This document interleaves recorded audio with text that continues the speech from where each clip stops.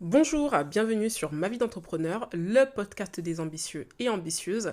Je suis Tendresse Benissa, fondatrice de My Partners et Ma vie d'entrepreneur. On accompagne depuis 2018 des entrepreneurs et des porteurs de projets pour les aider tout simplement à lancer et développer une entreprise rentable. On aide les porteurs de projets sur toute la partie business plan, stratégie, marketing, positionnement, plan de marketing, plan de communication, etc. etc. Et on accompagne les entrepreneurs pour les aider à doubler leur chiffre d'affaires, que ce soit des entrepreneurs qui font en dessous de 100 000 euros de chiffre d'affaires annuel, que des entrepreneurs qui font beaucoup plus et qui ont envie de booster et d'aller beaucoup plus loin. Alors, aujourd'hui, j'ai envie de parler de tous les projets, en fait, de faire un point, un espèce de bilan sur tous les projets et sources de revenus que je tente de développer. Si vous me suivez sur Instagram, vous savez que je parle beaucoup de développer des sources de revenus, ne jamais se contenter que d'une seule source de revenus. Déjà parce que la plupart des millionnaires qui sont millionnaires, ils ont plusieurs sources de revenus. Si vous leur demandez, ils vous disent « je fais ça, je fais ci, je fais ça ». C'est très rare quand même que ce soit des millionnaires qui ne se contentent que d'une seule source de revenus parce qu'on sait que dans la vie, en fait, aujourd'hui tu as, demain tu n'as pas. Et donc si tu te contentes, le problème c'est que tu es, comment je peux dire ça ? Tu es esclave de l'outil que tu utilises. Donc c'est comme quand tu es dépendant de Facebook, Instagram, etc. Tu en es esclave parce que le jour où ça s'arrête, tu n'as plus que tes yeux pour pleurer. Donc c'est pour ça, quand mon activité, elle a commencé à très bien fonctionner, etc., ça fait peut-être depuis 2019, parce que dès la première année, l'activité a très bien fonctionné, et c'est à partir de 2019 déjà que je commençais à penser à d'autres sources de revenus, etc. Donc ça fait vraiment très longtemps.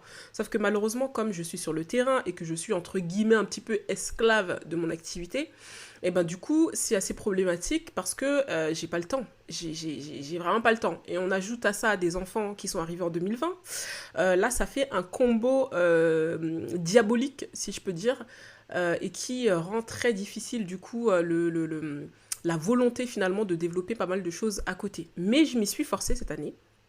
Et j'ai lancé plein de choses. Et en fait, je vais vous faire un point. Et je vais vous expliquer un peu où j'en suis, qu'est-ce que ça donne, qu'est-ce qui est intéressant, qu'est-ce qui n'est pas intéressant, qu'est-ce que j'ai appris, quelles ont été les réussites, les échecs. Bref, je vais tout vous dire. Alors, déjà, première chose, ma source de revenus principale, ça reste les formations. On va pas se mentir. Cette année, j'ai lancé les formations en ligne parce que j'avais besoin d'automatiser. Ça aussi, c'est quelque chose dont je vous parle souvent. Parce que comme je vous dis, voilà, aujourd'hui, je le suis encore un petit peu esclave de mon activité.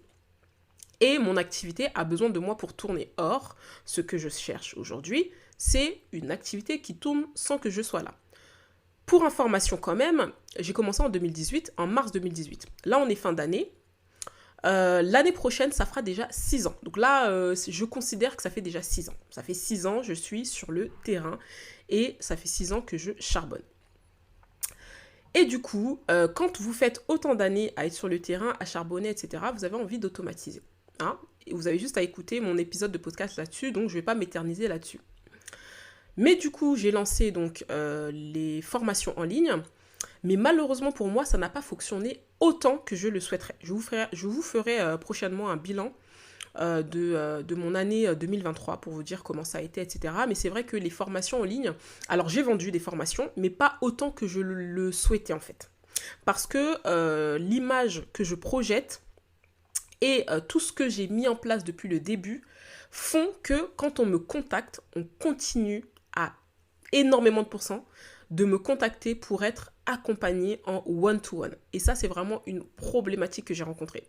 Comme je le disais dans un ancien podcast, je vous expliquais que malgré le fait que je disais aux gens ne vous inquiétez pas, et même franchement la formation en ligne pour les gens qui le font, ils trouvent ça qu'il y a énormément de valeur. Ça veut dire qu'en fait ceux qui font la formation en ligne, je trouve même qu'ils ont plus de valeur que ceux qui font du one-to-one avec moi, vraiment en toute sincérité. Parce qu'en fait, il y a plein de choses, il y a plein d'éléments et il y a des cours même d'autres personnes, d'autres professionnels. Donc voilà, mais c'est vrai que les gens ont cette image-là, ils me voient sur les réseaux sociaux, sur Instagram, je dégage quelque chose, ils apprécient mon travail et donc ils veulent travailler directement avec moi. Donc ça a été vraiment mon gros problème. Donc je continue à mener la communication, le développement de la partie formation en ligne, mais finalement, mon produit formation en one-to-one, ça reste mon produit d'appel, donc le produit principal. Et finalement, les formations en ligne sont un produit support. Voilà, ça vient soutenir mon chiffre d'affaires. Alors que moi, l'objectif, ce que je voulais, c'était le contraire. Les formations en ligne sont le produit d'appel et les formations one-to-one deviennent finalement le produit support. J'en fais de temps en temps, j'en fais à moindre mesure, etc. pour pouvoir me concentrer à mes autres passions, à d'autres choses que j'ai vraiment envie de faire dans ma vie et de tester. Donc ça a été, en tout cas, c'était pas une catastrophe parce qu'en toute sincérité, j'ai vendu. Voilà, je vais pas rentrer dans les détails des chiffres, mais en tout cas, voilà. Mais c'est vrai que je suis pas satisfaite parce que je suis loin des objectifs que je m'étais donnés. Voilà, en termes de vente et de chiffre d'affaires pour la partie formation en ligne. Donc ça, c'est une chose que je vais continuer à développer. Mais en tout cas, pour les formations one-to-one, c'est ce qui fonctionne. Donc voilà. Ensuite, il y a eu les téléphones. Les téléphones, pour rappel, j'ai lancé ça, je sais plus, c'était peut-être au mois de juillet. J'ai commencé à lancer les téléphones. Et les téléphones, Huawei, je vendais des Huawei Honor. Je vendais des Samsung, j'ai même vendu des Samsung. J'ai vendu énormément de modèles. En un mois seulement, j'avais déjà écoulé plus de 300 téléphones. Rien qu'avec Facebook Marketplace.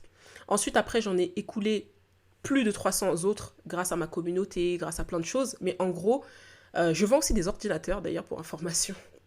Les ordinateurs sont reconditionnés, mais les téléphones sont neufs. Donc, ce qui fait que du coup, par contre, ça a super bien fonctionné. Le matériel électronique, ça a super bien fonctionné. Donc ça, j'en suis extrêmement satisfaite. Même si c'est vrai que pour les formations en ligne, ça n'a pas été comme je le souhaitais. Mais ça, au moins, les téléphones, voilà, ça fonctionne très bien. Et je me rends compte que finalement, ce sur quoi il faut tabler, c'est vendre des produits, parce que moi ma stratégie c'était vendre des produits du coup facilement accessibles, hein, ordinateur, téléphone, etc. mais finalement à moindre prix. Ou soit vous vendez des produits difficilement accessibles, beaucoup plus chers. Là, comme c'était des produits, voilà, on va un petit peu partout sur le marché, on les a. Donc moi j'ai joué vraiment sur la stratégie de prix. J'ai réussi à les avoir à un prix très attractif, donc forcément je peux me permettre de les vendre à des prix très attractifs.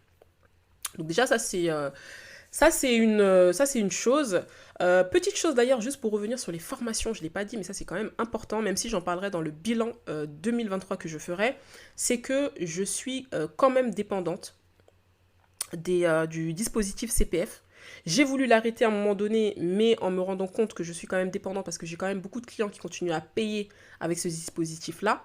C'est pour ça que du coup, l'année prochaine, je vais lancer pas mal de choses pour essayer de voir en fait et de comprendre un peu tout ce qui va être lié au mode et motivation de paiement dans le secteur de la formation. En gros, je vais essayer de lancer plein de choses et de voir ce qui va fonctionner et ce qui ne va pas fonctionner. Pour essayer un peu de capter, parce que moi, comme je vous disais dans mes anciens podcasts, moi, le CPF, c'est vraiment un secteur qui me saoule, en toute sincérité. Vous n'avez qu'à écouter mon podcast là-dessus. Parce que vous êtes dépendant de l'État. En fait, l'État, déjà, il ne faut même pas être dépendant de lui. Et en plus, administrativement, c'est lourd. Enfin voilà, j'avais parlé de plein de problématiques dont je voulais me débarrasser. Mais comme les formations en ligne, j'ai encore du mal à faire en sorte que les gens, le comprennent et le trouvent attractif. Ça, c'est quelque chose dont je vais travailler profondément là-dessus sur ma stratégie 2024. Du coup, forcément, les gens continuent à prendre du one-to-one. Et le one-to-one, c'est beaucoup plus cher. Donc forcément, les gens, ils utilisent leur CPF. Donc ça, c'est encore une problématique. Voilà, j'ai encore des petites problématiques sur lesquelles je dois travailler, etc. C'est prévu pour 2024. Donc je vous ferai des bilans d'ici là. Bon, pour revenir sur les téléphones. Donc les téléphones, ça fonctionne super bien. Ordinateur, ça fonctionne super bien. Franchement, on les vend super bien. Donc ça, c'est déjà un point positif. Voilà.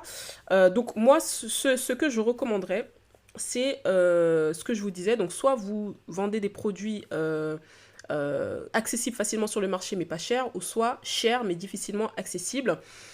Utilisez Facebook Marketplace parce que franchement ça fonctionne super bien, et n'ayez pas peur de vendre des produits vraiment simples quoi. Ne pensez pas que sous prétexte, parce qu'en fait souvent le problème des entrepreneurs c'est qu'ils pensent qu'il faut une idée révolutionnaire et un projet révolutionnaire pour vendre, alors que pas du tout. Faites quelque chose de simple, vendez des choses qui existent déjà, commencez comme ça, développez, et ensuite après vous allez lancer d'autres concepts. Voilà. Et si vous êtes déjà entrepreneur, vous cassez pas la tête, lancez déjà des trucs qui existent. C'est juste pour développer et soutenir le chiffre d'affaires, soutenir vos revenus, vous permettre d'avoir plus de revenus, de générer plus de revenus. Ensuite, pour ceux qui me suivent sur Instagram, en story, vous savez que j'ai partagé dernièrement, tout ce qui était Love Room. Je voulais lancer un Love Room. Vous savez, le Love Room, c'est en gros une suite. Vous passez un petit moment en couple avec la personne qui partage votre vie, pardon. Et vous réservez des nuitées.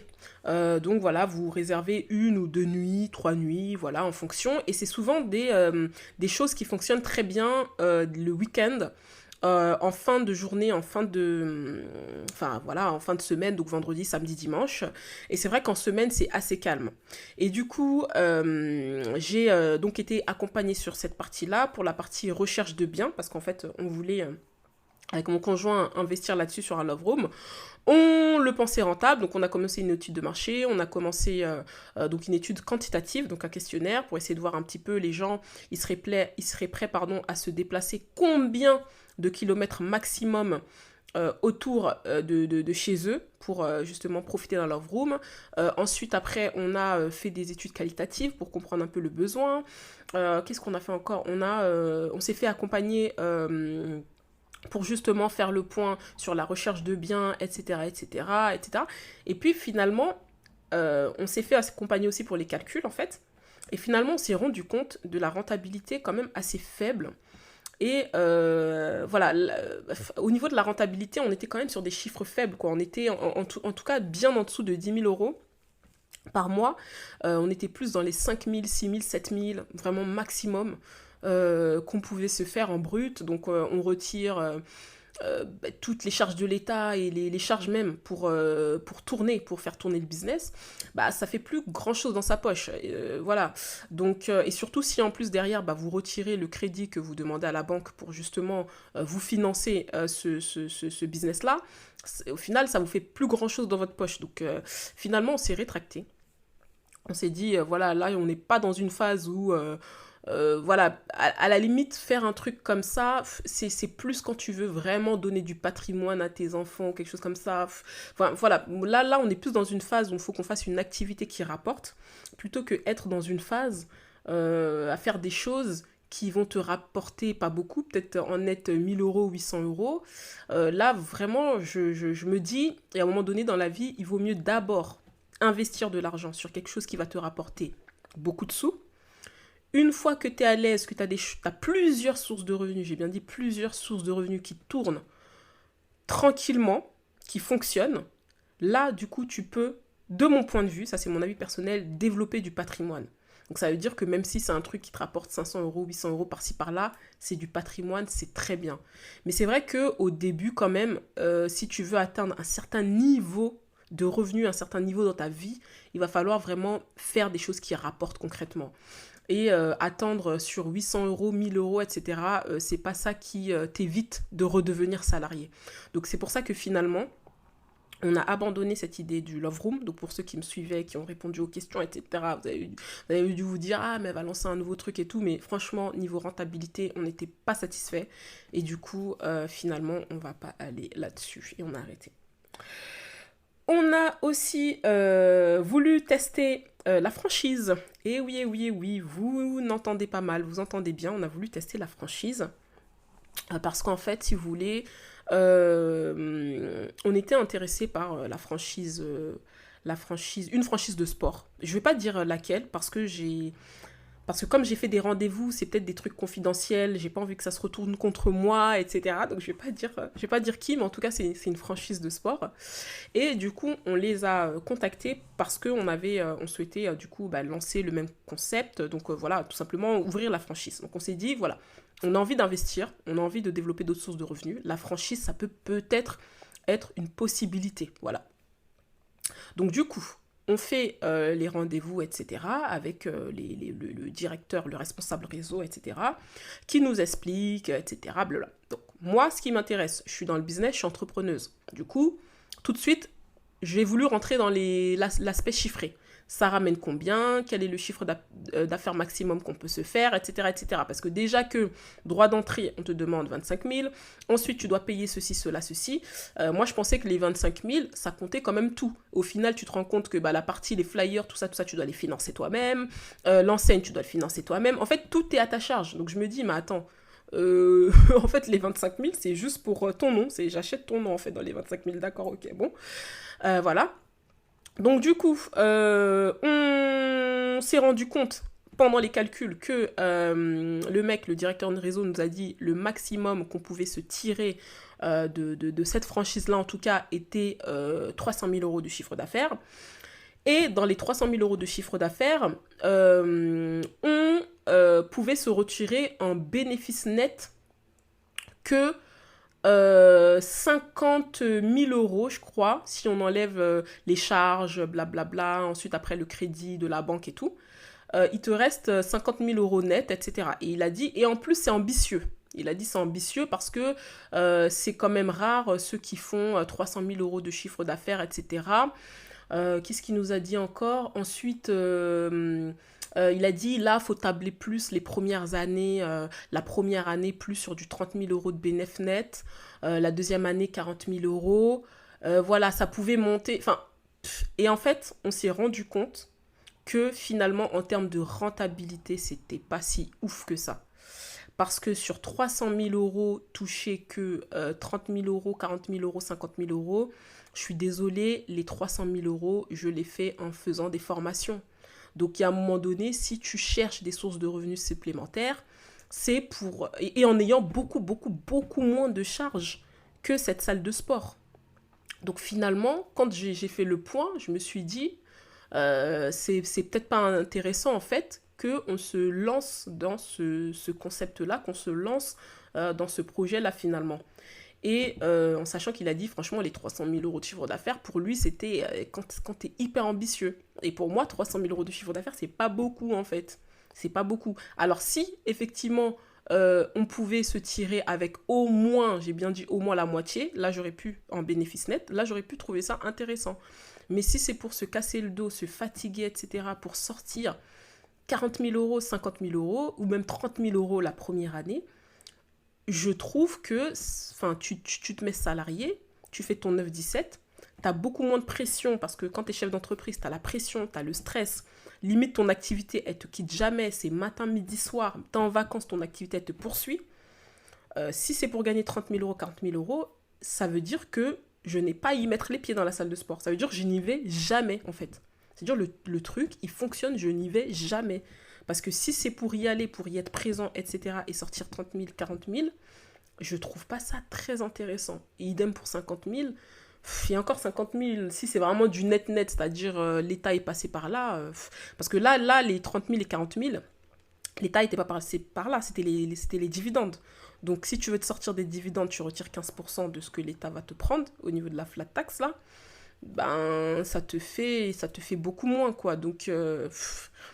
est-ce que l'investissement que tu y mets, la pression que tu as, le stress, les responsabilités, ça vaut ces sommes-là? Finalement, on a décidé de lâcher l'affaire. Et on s'est dit que c'était peut-être plus intéressant de nous-mêmes ouvrir notre propre salle de sport, de nous-mêmes développer nos propres produits annexes. Parce que quand tu fais des prestations de services, tu peux proposer des produits à la vente. Si les gens aiment tes prestations de services, ils vont acheter en plus les produits. Donc, nous-mêmes, on préfère développer nous-mêmes notre concept. Nous-mêmes, ensuite, on va lancer du coup la partie franchisée, etc. Parce que moi, je pense, de mon point de vue, ça c'est vraiment du coup le constat que j'en ai fait de cette expérience, que finalement, la franchise, les mecs, ils gagnent de l'argent que grâce au droit d'entrée.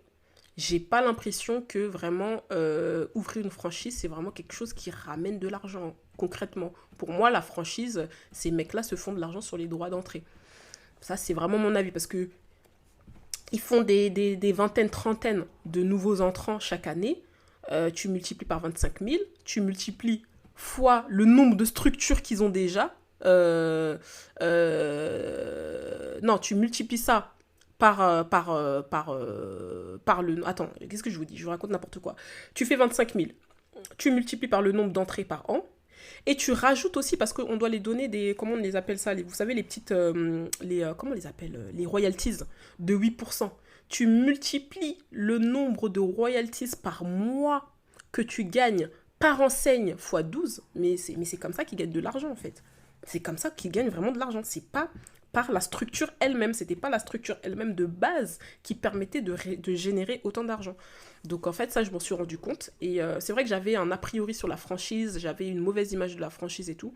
Mais c'est vrai que cette expérience m'a confirmé que la franchise, c'est vraiment pas intéressant, quoi. Franchise, je pense que quand tu veux commencer dans l'entrepreneuriat, tu fais de la franchise. Mais quand tu as déjà été dans le business, que tu fais déjà du chiffre et tout ça, franchement, la franchise, c'est pas quelque chose où tu peux aller dessus. C'est peut-être pas pertinent, en fait. Après, c'est peut-être pour cette activité-là, je sais pas. Mais en tout cas, j'en ai pas eu une bonne image. Voilà. Donc voilà un petit peu où j'en suis au niveau des trucs. J'ai testé vraiment beaucoup de choses cette année. À un moment donné aussi, j'ai voulu faire une association qui accompagne les jeunes des quartiers défavorisés. Pour ceux qui me suivent sur Instagram, vous savez, j'en ai parlé. Et en fait, le truc, c'est qu'on a commencé, on a mis en place des choses. Mon frère qui est en alternance était avec moi, etc., etc., était dessus. Et en fait, on s'est rendu compte que la politique, tout ce qui est en fait la politique de la ville, contacter les élus, etc., c'était trop de politique, trop de blabla, des rencontres, des serrages de mains, des trucs. En fait, on a vu que ça allait être un process hyper long. Et en fait, aujourd'hui, j'ai pas ce temps-là pour pouvoir avoir ce process-là, en fait, pour pouvoir faire ce process long. Je n'ai pas encore ce temps-là. Du coup, je ne l'ai pas complètement abandonné, je l'ai juste mis de côté. Pour l'instant. Donc voilà, vous voyez, j'ai essayé pas mal de choses. Au final, sur les 1, 2, 3, 4, 5 choses que j'ai testées, il n'y en a que 2, donc les formations et la vente de produits électroniques, qui fonctionnent très bien, finalement. Donc les 3 autres, j'ai fini par abandonner. J'ai même pas lancé le truc parce que en faisant les calculs, en faisant le point et tout, on a vu que c'était pas intéressant et donc j'ai lâché l'affaire. Avant même d'y mettre les pieds. Parce que voilà, le but c'est quand même de pouvoir développer des activités viables et pas se lancer dans des trucs qui n'ont pas de sens. Ensuite, dernière chose aussi, là je pense à des petites idées, j'ai des petites idées, notamment une formation pour les personnes justement qui n'ont pas d'idées, de projet à lancer, etc. et qui veulent vraiment être accompagnées sur toute la partie trouver une idée et ensuite après lancer un projet concret, savoir le développer et gagner de l'argent grâce à ce projet-là. Vraiment, ça va être un truc très tourné business et argent parce que je sais qu'on est quand même dans une ère où les gens, ils veulent développer leur source de revenus, les gens, ils veulent gagner de l'argent, les gens, ils en ont marre de galérer, les gens, ils en ont marre, l'inflation, ça fouette, c'est n'importe quoi. Et du coup, les gens, voilà, les gens vraiment ont envie d'améliorer leur qualité, leur niveau de vie. Du coup, j'ai pensé à cette formation-là qui serait plus un bootcamp et pas un truc en one-to-one comme je le fais actuellement. Donc, je vais mettre un sondage en dessous. Vous allez dire ce que vous en pensez. Faites-moi un retour si vous pensez que c'est intéressant ou pas. Et ensuite, après, j'ai d'autres idées, pas mal d'idées de choses à mettre en place que je vais tester entre fin d'année et début d'année prochaine. Je vous ferai des bilans aussi. Et aussi, je suis en train de voir et de négocier avec une amie pour qu'on fasse un petit truc dans le secteur du food. Là aussi, je vous en parlerai prochainement. Quoi qu'il en soit, si vous voulez lancer et développer votre activité, n'hésitez pas à vous rendre sur mypartners.com. N'oubliez pas, jusqu'au 17 octobre 2023, uniquement, je propose une formation à 249 €. C'est vraiment un tarif exceptionnel. 249 € pour savoir comment développer vos réseaux sociaux, doubler votre chiffre d'affaires grâce aux réseaux sociaux et à la publicité Facebook, Instagram et TikTok. Donc vraiment, profitez-en. C'est vraiment inédit et exceptionnel. En tous les cas, n'hésitez pas vraiment à me dire si ce podcast vous avez aimé, si vous aimerez d'autres podcasts comme ça. Est-ce que je continue à vous raconter un petit peu mes petites péripéties d'entrepreneuse, de choses que j'essaie de mettre en place, de choses, que j'essaie de tester, je parle vite, donc je repars mes mots. En tous les cas, merci beaucoup d'avoir écouté ce podcast. Dites-moi, s'il vous plaît, je vais proposer le sondage, si un bootcamp comme ça, vous intéresserait pour trouver l'idée et être accompagné. Et en tous les cas, merci beaucoup d'avoir écouté ce podcast. Je vous dis à très vite, à bientôt. C'était Tendresse Bonissa, accompagnement à la création et développement d'entreprises.